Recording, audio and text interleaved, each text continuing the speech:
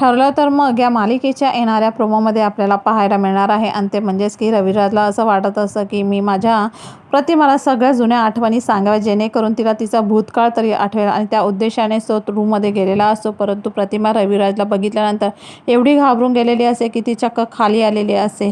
सायली म्हणत असे की अहो प्रतिमा, आता तुम्ही अजिबात घाबरू नका. प्रतिमा सायलीला चक्क मिठीच मारत असे.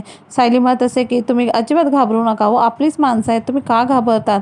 रविराजला सगळे विचारत असतात नक्की काय झालं, प्रतिमा अशी का घाबरलेली आहे. ते म्हणत असतात मी काहीही केलेलं नाही आहे, फक्त मी तिला जुने फोटो दाखवण्याचा प्रयत्न करत होतो, परंतु तिला तर काहीच आठवत नाही आहे. अश्विन देखील म्हणत असो की त्यांना लवकर काही आठवणार नाही आणि तुम्ही अशी अपेक्षा देखील करू नका.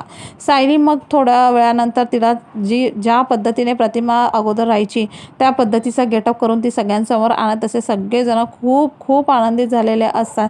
ते म्हणत असतात की अरे प्रतिमा आता अगदी सुरुवातीला दिसायची अगदी तशीच दिसते आणि त्यामुळे सगळ्यांना धक्काच बसलेला असतो.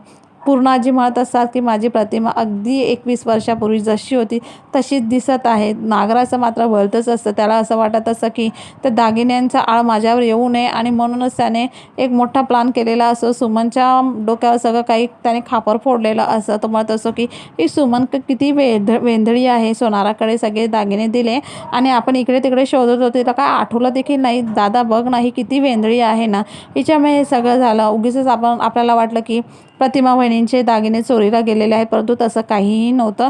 हिच्या वेंधळेपणामुळे हे सगळं झालेलं आहे. दागिने हे बघ मी आणलेले आहेत. तो सर्वांना दागिने दाखवत असतो. रविराजला मात्र खूप धक्का बसलेला असतो, कारण की नागराज डोळे मोठे करून त्या सुमनकडे बघत असतो. म्हणजे तू पण हाला हा कर असं त्याला म्हणायचं असतं.